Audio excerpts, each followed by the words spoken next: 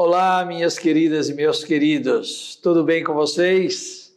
Mais uma vez estamos juntos, que privilégio meu! E eu espero que você esteja tão empolgada, tão empolgado como eu, porque o nosso tema de hoje, dizer que é importante é pouco. É um tema bastante ligado à nossa tradição reformada, ao cristianismo efetivo desde os seus primeiros momentos. Enfim, é algo muito, muito importante para todos nós. Nós estamos iniciando mais uma série de atividades, mais uma série de aulas, mais uma série de assuntos, mas todos eles ligados a um tema-chave: a vida. Esta série, na verdade, se chama Conflitos da Vida. E nós hoje temos a nossa primeira aula, o nosso primeiro encontro, e ele se chama O Sentido da Vida. Eu espero que você esteja tão empolgada, tão empolgado como eu disse há pouco, porque o assunto é realmente empolgante e importante, diga-se de passagem, porque diz respeito a um dom que Deus nos dá, a vida, o dom da vida. O título, então, O Sentido da Vida, é também bastante interessante, porque eu até começo com uma provocação. Ele mexe conosco. Eu vou provocá-lo da seguinte forma: eu vou fazer uma pergunta em cima do tema que nós vamos trabalhar. Veja, o tema é vida. E, especificamente hoje, o sentido da vida. E aí eu lhe pergunto, a vida tem sentido? Nossa, a vida tem sentido? A vida faz sentido? Pois é, meu querido e minha querida. É nesse sentido que nós vamos trabalhar hoje. Mas, como sempre, não vamos começar sem uma oração. Vamos orar? Oremos.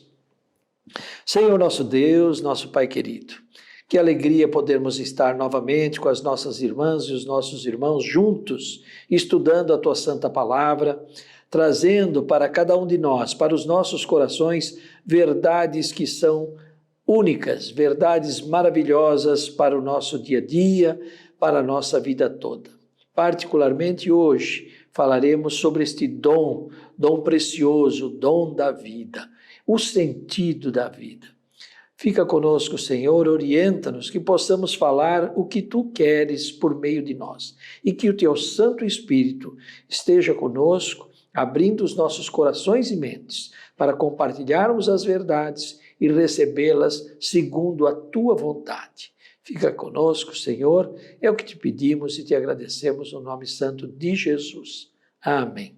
Amém, minha querida, meu querido. Muito bem, nós vamos começar com uma leitura bastante interessante que eu gostaria que você a acompanhasse. Como sempre faço, eu farei a leitura relativamente rápida e se você tiver alguma dificuldade, você dá uma pausa e faz a leitura mais lentamente, que estará exposta aí para você, tá bem?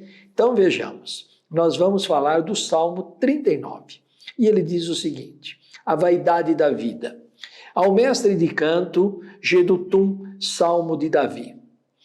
Disse comigo mesmo, guardarei os meus caminhos para não pecar com a língua, porém mordaça a minha boca enquanto estiver na minha presença o ímpio.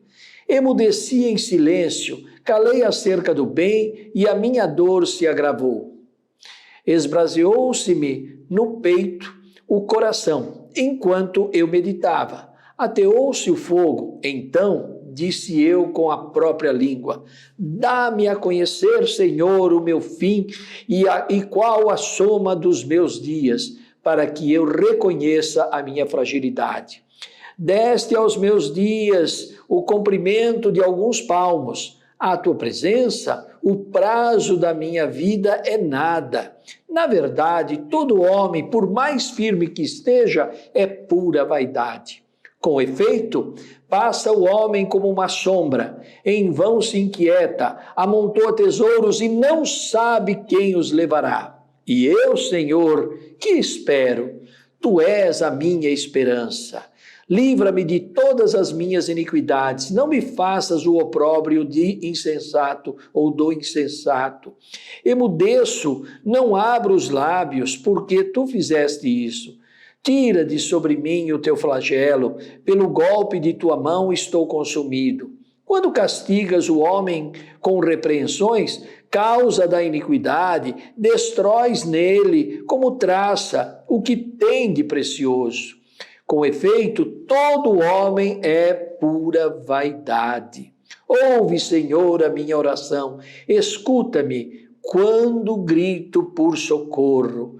Não te emudeças à vista de minhas lágrimas, porque sou forasteiro à tua presença, peregrino como todos os meus pais o foram. Desvia de mim o olhar, para que eu tome alento, antes que eu passe e deixe de existir. Palavra do Senhor. Muito bem, meus queridos e minhas queridas. Esse texto é longo, é bastante complexo, mas vale a reflexão. Faça isso sempre que puder. Releia o texto e reflita sobre ele. Vamos falar ainda sobre ele mais adiante. Pois bem, mas o nosso tema, sentido da vida. Antes da gente iniciar essa reflexão específica, nós devemos responder a seguinte questão. O que é que nós entendemos por sentido? Quando eu falo sentido da vida, eu preciso saber o que é sentido. Tá bem? Pensa um pouquinho. Vamos lá. A vida tem sentido? Foi o que nós perguntamos agora há pouco. A vida faz sentido? Então, para que nós reflitamos bem sobre essas duas perguntas e o conceito de sentido, eu quero que você pense um pouquinho. Quando nós entendemos a origem, o propósito e o sentido da vida, nós encontraremos a paz com Deus e viveremos melhor. Vou repetir. Ao entendermos a origem, o propósito e o sentido da vida, encontraremos a paz com Deus e viveremos melhor. Ok? Refletiram? Não tem problema. Vamos lá, mais um pouco. Eu vou fazer mais uma provocação. Já fiz duas, né? A vida tem sentido, a vida faz sentido, mas agora eu pergunto, em que nós cremos com relação à obra de Deus? Eu vou provocá-los da seguinte forma. Eu quero saber no que você crê com relação à origem de todas as coisas. Você acha que o ser humano é criatura de Deus ou o ser humano é obra do acaso? O que você acha? O ser humano é criatura de Deus ou é obra do acaso? Outra provocação. Você crê na teoria da criação ou na teoria da evolução? Eu não sei o quanto você está bastante identificado ou menos identificado com o conceito de teoria. É importante que em ciência se destaque a diferença entre teoria e tese. No nosso dia a dia, nós nos dirigimos às ciências para trazer esses conceitos. Por quê? Porque com eles nós podemos explicar muitas coisas. Teoria, meus queridos e minhas queridas, é algo que se fundamenta em evidências. Uma teoria não é comprovada. Uma teoria é apresentada de acordo com evidências. Quando você consegue comprovar uma teoria, ela deixa de ser teoria e ela avança um estágio que no meio científico nós chamamos de tese. A tese é que é comprovada. Então, quando eu tenho comprovações, eu não tenho teorias, eu tenho teses. Toda vez que eu tenho teorias, as teorias são baseadas em evidências. Por isso que elas são apresentadas e, de acordo com as evidências, se você se identifica com ela ou com elas, você aceita a teoria ou as teorias. Se você não se identifica com estas evidências, você rejeita a teoria. Então, quando eu falo em teoria da criação, eu não posso provar que Deus criou o universo. É uma teoria.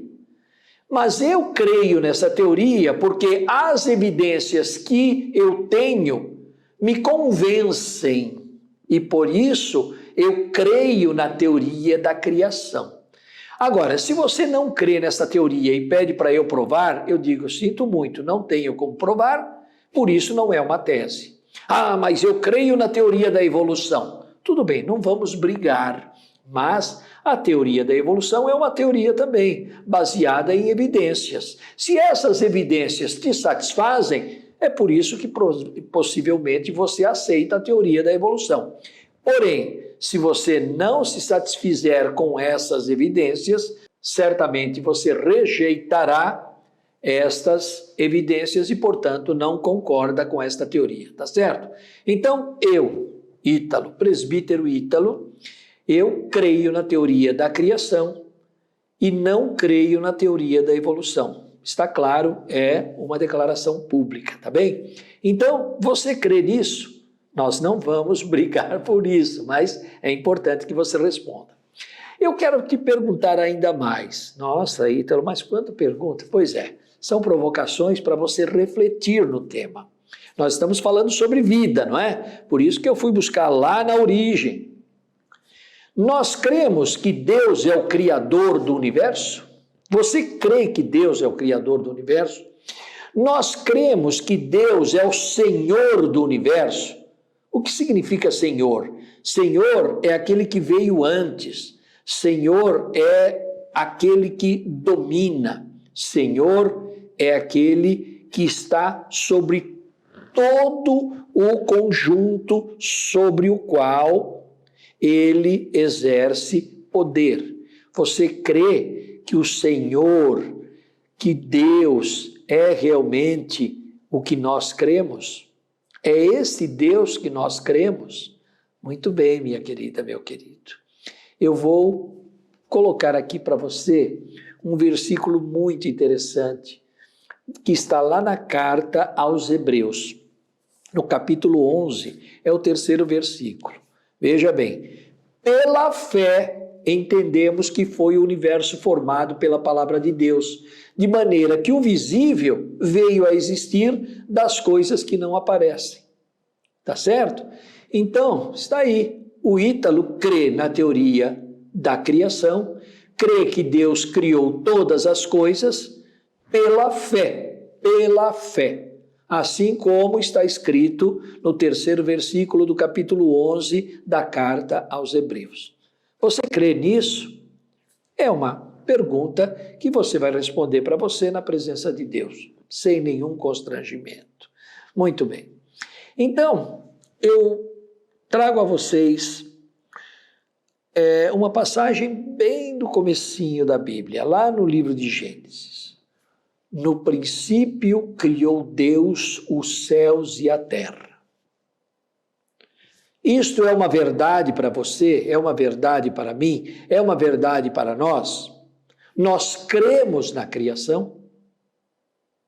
Pois bem, por conta desta criação, nós adquirimos conhecimento, nós entendemos a humanidade, nós estabelecemos pressupostos, nós manifestamos a nossa fé, nós nos encantamos com a natureza, nós fazemos ciência, nós buscamos a verdade e construímos a nossa cosmovisão, a nossa visão de mundo. A sua cosmovisão é pautada nessa verdade que no princípio criou Deus os céus e a terra? Muito bem. Então, destacando as palavras do apóstolo São Paulo, quando ele escreveu aos Colossenses, lá no 1º capítulo, versículo 16, ele diz o seguinte: nele foram criadas todas as coisas, nos céus e sobre a terra, as visíveis e as invisíveis, sejam tronos, sejam soberanias, quer principados, quer potestades. Tudo foi criado por meio dele e para ele. Mas evidências, é nelas que nós cremos. Muito bem, meus queridos. E se você for buscar novamente lá no livro de Gênesis, lá no 2º capítulo, no 7º versículo, vai aparecer a chave do nosso assunto de hoje. Então formou o Senhor Deus ao homem do pó da terra e lhe soprou nas narinas o fôlego da vida, e o homem passou a ser alma vivente. Vocês estão vendo? A criação do homem está nesse contexto. Você crê que o homem é criatura de Deus? Faz parte desta criação maravilhosa que nós comentamos rapidamente? Pois bem, lá no 1º capítulo, do versículo 27 ao versículo 30, a palavra de Deus diz o seguinte: criou Deus, pois, o homem à sua imagem, a imagem de Deus o criou, homem e mulher os criou. E Deus os abençoou e lhes disse: sede fecundos, multiplicai-vos, enchei a terra e sujeitai-a, dominai sobre os peixes do mar, sobre as aves dos céus e sobre todo animal que rasteja pela terra. E disse Deus ainda: eis que vos tenho dado todas as ervas que dão semente e se acham na superfície de toda a terra, e todas as árvores em que há fruto, que dê semente, é isso que vos será para mantimento.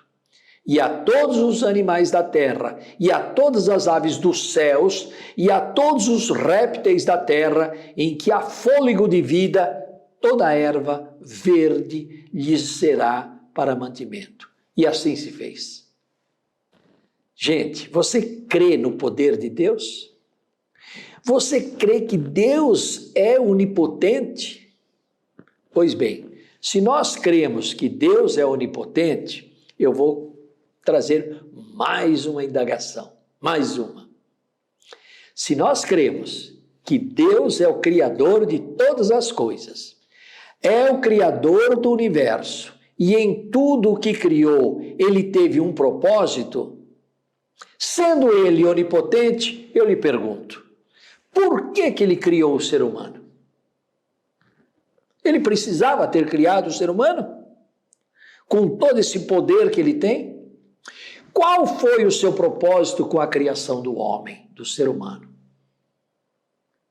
Perguntas difíceis de serem respondidas.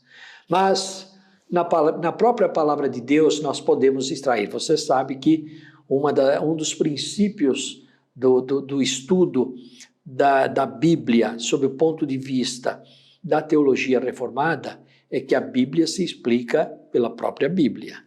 Tá certo? Isso é muito importante. Pois bem, lá no 1º capítulo de Gênesis, no versículo 26, está escrito: também disse Deus: façamos o homem à nossa imagem, conforme a nossa semelhança. Tenha ele domínio sobre os peixes do mar, sobre as aves dos céus, sobre os animais domésticos, sobre toda a terra e sobre todos os répteis que rastejam pela terra, certo? Pronto, então, que conclusão eu chego? Que o ser humano deve cuidar da criação. Então, Deus criou o homem para que ele cuidasse da criação. Isso se chama mordomia. Então, um dos propósitos de Deus para a criação do homem é criar um mordomo para a sua criação, aquele que cuidaria da sua criação. Lá no livro do profeta Isaías, no capítulo 43, no 7º versículo, tem uma passagem linda, eu só vou ler um pedacinho. Se você puder, leia o livro inteiro. Que obra, que profecia, que texto maravilhoso, enriquecedor. Mas eu só vou pegar 2 linhas. a todos os que são chamados pelo meu nome e os criei para a minha glória e que formei e fiz. Conclusão, o ser humano deve o quê? Glorificar a Deus. Ele disse, eu criei o homem para a minha glória. Ou seja, o homem foi criado para glorificar a Deus. O homem foi criado para cuidar da criação, para glorificar a Deus. Então, isso é o quê? Reconhecimento da soberania de Deus. É louvor e adoração. Tá certo? Bem, se você está acompanhando esse raciocínio que eu estou desenvolvendo com você, eu vou lhe perguntar mais uma coisa. No contexto da criação, o que é que eu entendo por vida? O que você entende por vida no contexto da criação? Porque assim nós vamos avançando e chegando no final dessa nossa reflexão, não é? Mas falando sobre o dom da vida, a vida. Eu não estou falando da vida animal somente. Claro, os animais têm vida. Não estou falando da vida dos vegetais. Os vegetais têm vida. Eu estou falando da vida humana, porque o ser humano tem vida. E nós lemos agora há pouco do sopro da vida. Tá certo? No ser humano. Isso é muito importante. Então vamos falar da vida humana. A vida humana, ela pode ser vista sob o ponto de vista físico. O nosso corpo, nós temos vida, o nosso corpo tem vida, mas nós temos também uma vida espiritual, nós temos uma alma. Então a vida humana, ela está pautada pela vida física, o nosso corpo, eu respiro, eu me alimento, eu estou te vendo, você está me vendo. É assim que nós temos sinais de vida. Nós ouvimos, nós sentimos odores, nós temos aqui o nosso tato, são sinais de vida. Pois bem, mas nós temos também a nossa vida espiritual e temos os sinais da vida espiritual. Esses sinais são muito importantes também. Muitas pessoas se esquecem, mas é aí que nós falamos da nossa alma. E quando nós falamos da nossa alma, nós estamos falando da vida espiritual. E aí eu lembro uma passagem linda do próprio Jesus que está registrada lá no Evangelho segundo São João, no 10º capítulo, 10º versículo, a parte B. Ele disse o seguinte: eu vim para que tenham vida e a tenham em abundância. Ou seja, quem é o Senhor da vida? Jesus.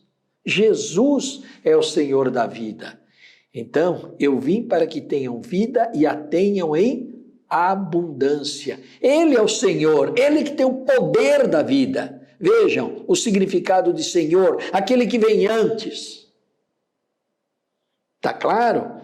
Então, meus irmãos, eu pergunto para você agora, o que é vida em abundância? Ah, vida em abundância é viajar, é beber, é comer, é ter roupas de grife, é ter carro do ano.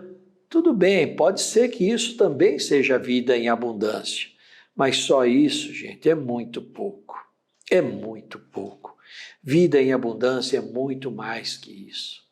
Por isso que nós precisamos tomar bastante cuidado com o conceito, com o significado, porque quando eu entendo o que é vida em abundância, eu passo a perceber realmente que a vida tem sentido e a vida faz sentido.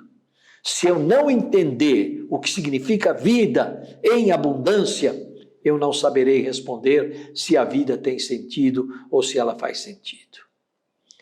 Então, eu repito a pergunta: o que é vida em abundância?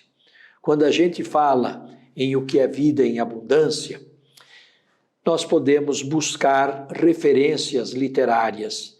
Eu vou buscar uma referência bastante interessante na obra de João Calvino. João Calvino, ele registra lá no 3º livro das Institutas, aquela obra famosa dele, que a verdadeira vida não é apenas a vida biológica, não é apenas a vida física, e tampouco a vida material, esse monte de coisa que eu falei agora há pouco, mas a unidade em Cristo. Cristo é a nossa vida e tudo o que temos de bom procede dele. Sem ele, a vida no mundo é apenas morte. Lembrando as palavras do próprio Calvino, ele nos faz entender que a vida abundante não se restringe a bens materiais. Eles podem até existir, não é pecado, mas não são o essencial, são bênçãos especiais que recebemos de Deus. Vida abundante, meus queridos e minhas queridas, é a plenitude das bênçãos espirituais em Cristo. Este é o significado de vida em abundância que Jesus falou e nós repetimos agora há pouco.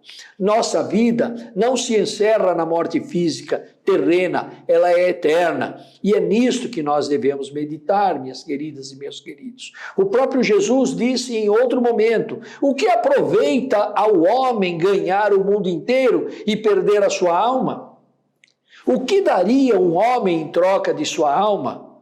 Por isso, os bens materiais são muito bons, a saúde física excelente, tudo isso faz parte da vida abundante que Jesus nos prometeu. Mas isso é muito pouco. A vida abundante está na nossa vida espiritual, na nossa comunhão com Deus, com Cristo. Por isso, meu querido e minha querida, de novo eu pergunto, a vida tem sentido? A vida faz sentido? E aí eu digo, sim. A vida tem sentido quando eu creio que Deus é o Senhor do universo. A vida tem sentido quando eu creio que somos filhos de Deus, eleitos pela sua própria vontade para o glorificarmos. A vida tem sentido quando cremos na vida eterna e na salvação da nossa alma, a qual nos é dada como dom de Deus e não por méritos nossos. A vida tem sentido quando nos sentimos incluídos na Igreja de Cristo e não apenas meros integrantes, meros coadjuvantes, meros figurantes. A vida tem sentido quando buscamos nosso crescimento espiritual para podermos adorar a Deus em espírito e em verdade, segundo as próprias palavras de Jesus, que estão lá no Evangelho de João, no 4º capítulo, versículo 24. Então, meus queridos, é assim. E eu digo ainda, sim, a vida faz sentido quando contemplamos a natureza como a maravilha de Deus. A vida faz sentido quando contemplamos nossa família como instituição divina e sagrada e nos amamos mutuamente. A vida faz sentido quando contemplamos a comunhão dos irmãos em Cristo e nos sentimos bem ao praticá-la naturalmente, não forçada. A vida faz sentido quando testemunhamos ao mundo que Cristo é o Senhor da nossa vida e nele somos nova criatura. A vida faz sentido quando sentimos que todas as coisas cooperam para o bem daqueles que amam a Deus, daqueles que são chamados segundo o seu propósito. É isso, meus queridos e minhas queridas. Então, voltando lá no começo do nosso encontro, lá no 6º versículo do Salmo 39, com efeito, passa o homem como uma sombra, em vão se inquieta, amontoa tesouros e não sabe quem os levará. Por isso, meus queridos e minhas queridas, nós concluímos que a vida tem sentido e faz sentido quando entendemos e aceitamos plenamente que Deus tem em si mesmo e de si mesmo toda a vida, glória, bondade e bem-aventurança. Ele é todo suficiente em si e para si, pois não precisa das criaturas que trouxe à existência, não deriva delas glória alguma, mas somente manifesta a sua glória nelas, por elas, para elas e sobre elas. Ele é a única origem de todo o ser, dele, por ele e para ele são todas as coisas, e sobre elas tem ele soberano domínio para fazer com elas, para elas e sobre elas tudo quanto quiser. Todas as coisas estão patentes e manifestas diante dele. O seu saber é infinito, infalível e independente da criatura, de sorte que para ele nada é contingente ou incerto. Ele é santíssimo em todos os seus conselhos, em todas as suas obras e em todos os seus preceitos. Da parte dos anjos e dos homens e de qualquer outra criatura lhe são devidos todo culto, todo serviço e obediência que ele há por bem requerer deles. Essas palavras estão no 2º capítulo, no 2º parágrafo da Confissão de Fé de Westminster. É isso, meus queridos. A vida tem sentido, a vida faz sentido. Que Deus a abençoe, que Deus o abençoe e sinta isso no seu coração, para a glória do Senhor. Amém? Um forte abraço e um beijo no coração.